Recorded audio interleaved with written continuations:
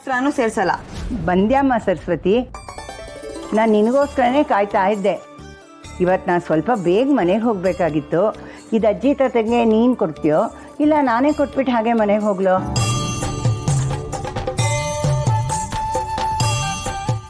ಓಹೋ, ಬಡಿ ಬೇರೆ ನಡೀತಾ ಇದೆ ಇಲ್ಲಿ. ರತ್ನಮ್ಮ, ನೀವು ಕೊಡಿಲಿ. ಅದನ್ನ ಅವ್ರ ಕೈಲಿ ಕೊಡೋ. ಇಲ್ಲ, ನಾನು ಕೊಡಲ್ಲ. ಅಚ್ಚುತ, ಈಗ ಈ ಧಾನ್ಯ ಕೊಡದೇ ಇದ್ರೆ ಆ ಅಜ್ಜಿ ತಾತ ಉಪವಾಸ ಇರ್ತಾರ ಕಣೋ. ಊರಲ್ಲಿರೋರು ತುಂಬಾ ಬಡವರು ಉಪವಾಸನೇ ಇರ್ತಾರೆ. ಅವ್ರಿಗೆಲ್ಲ ಪಡಿ ಕೊಡಕ್ಕೆ ನಮ್ಮನೆ ಧರ್ಮಛತ್ರನಾ?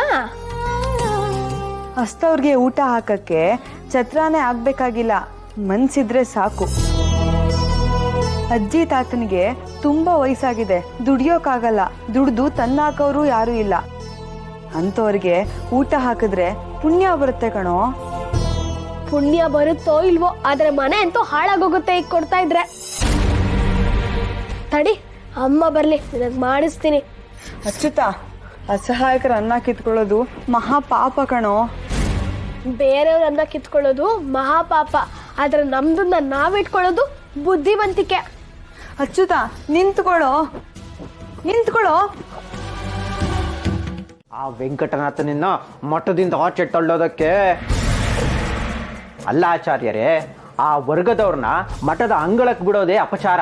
ಅಂಥದ್ರಲ್ಲಿ ಅವ್ರನ್ನ ವಿದ್ಯಾಪೀಠಕ್ಕೆ ಆಹ್ವಾನಿಸಿ ಮಂತ್ರ ಶ್ಲೋಕಗಳನ್ನ ಹೇಳ್ಕೊಡ್ತಾನಂತೆ.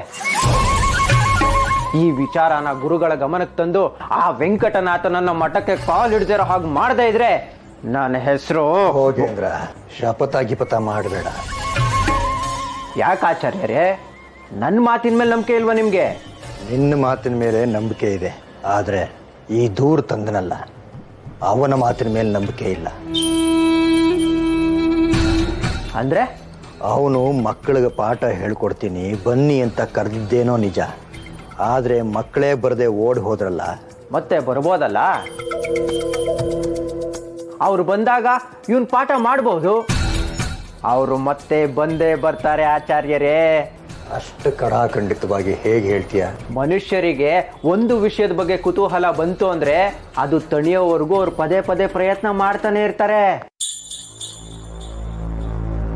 ಹಾಗಾದ್ರೆ ಸ್ವಲ್ಪ ಸಮಯ ಕಾಯೋಣ. ಅವನು ಮೊದಲು ಆ ಮಕ್ಕಳನ್ನ ಕರ್ಕೊಂಡು ಬಂದು ವಿದ್ಯಾಪೀಠದಲ್ಲಿ ಕೂರಿಸ್ಲಿ. ಒಂದು ಗೊಂಡಿ ಗೋ ಸಗಣಿ ಖರ್ಚಾದರೂ ಸರಿ, ಇಡೀ ಮಠ ಶುದ್ಧಿ ಮಾಡಿಸೋಣ.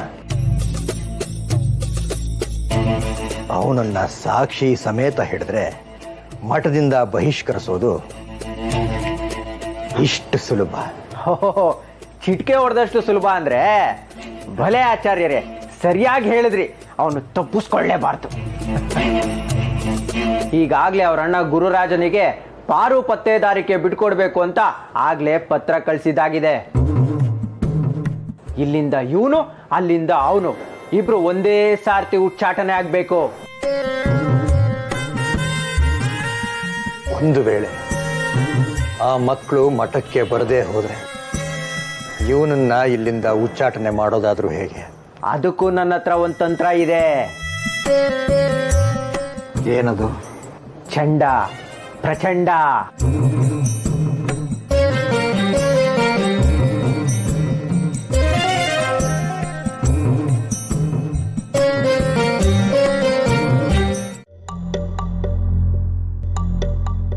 ಏನೇ ಇದು? ಯಾರಿಗೆ ಇದೆಲ್ಲ?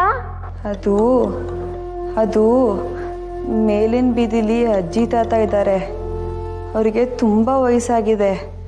ಪಾಪ ಅವ್ರಿಗೆ ಯಾರೂ ಇಲ್ಲ. ಹಾಗಂತ ದಿನ ನಮ್ಮ ಮನೆಯಿಂದ ಪಡಿ ನಡ್ಸಕ್ಕಾಗುತ್ತಾ? ದಿನ ಇಷ್ಟಿಷ್ಟು ಪದಾರ್ಥಗಳನ್ನು ಕೊಡ್ತಾ ಇದ್ರೆ ಒಂದು ತಿಂಗಳಿಗೆ ಎಷ್ಟು ಖರ್ಚಾಗುತ್ತೆ ಅಂತ ನಿನಗೆ ಗೊತ್ತಾ? ಗೊತ್ತು. ಅದಕ್ಕೆ ಪ್ರತಿದಿನ ಅವ್ರಿಗೆ ಕೊಟ್ಟಾಗ್ಲೆಲ್ಲ ನಾನು ಒಂದೊತ್ತು ಉಪವಾಸ ಇರ್ತೀನಿ.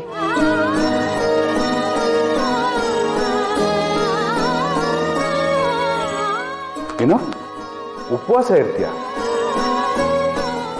ಹೌದು ಯಜಮಾನ್ರೆ, ದಾನ ಮಾಡಮ್ಮ ಬೇಕಾದ್ರೆ, ಆದರೆ ಉಪವಾಸ ಇರಬೇಡ ಅಂತ ನಾನು ಎಷ್ಟೋ ಸಲ ಹೇಳಿದ್ದೀನಿ.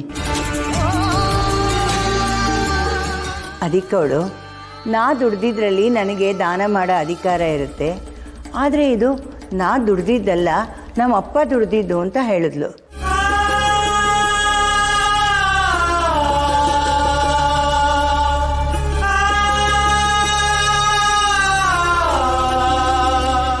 ನಮ್ಮಪ್ಪ ದುಡ್ದಿದ್ದನ್ನ ದಾನ ಮಾಡಿದ್ರೆ ಅದು ತಪ್ಪಾಗತ್ತೆ, ಅದಕ್ಕೆ ನಾನು 1 ಹೊತ್ತು ಉಪವಾಸ ಇರ್ತೀನಿ ಅಂತ ಹೇಳಿದ್ಲು.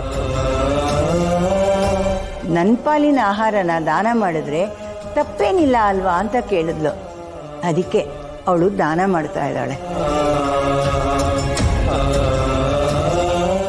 ಓಹೋ, ಇದನ್ನ ದಾನ ಮಾಡೋದಕ್ಕೆ ಊಟ ಬಿಡ್ತಾಳೆ ಸರಿ. ಆದ್ರೆ ಅವಳು ಸರ ಡಾಬು ಬೈತಲೆ ಬಿಟ್ಟು ಇದನ್ನೆಲ್ಲ ದಾನ ಮಾಡಿದಾಳಲ್ಲ.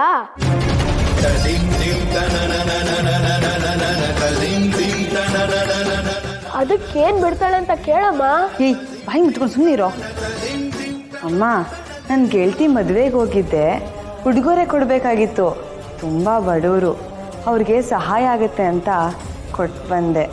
ಅಯ್ಯೋ ಅಯ್ಯೋ ಅಯ್ಯೋ, ಹಾಗಂತ ಬಂಗಾರದ ಸರ ಕೊಟ್ಟು ಬಂದ್ಬಿಡ್ತೀಯೇನೆ? ಅದು ನಿಮ್ಮಪ್ಪ ಸಂಪಾದನೆ ಮಾಡಿರೋ ತಾನೇ? ಏನಿಲ್ಲ, ನಾನು ಹುಟ್ಟಿದಾಗ ನಮ್ಮ ಮಾವ ನನಗೆ ಅಂತ ಮಾಡಿಸ್ಕೊಟ್ಟಿರೋದು.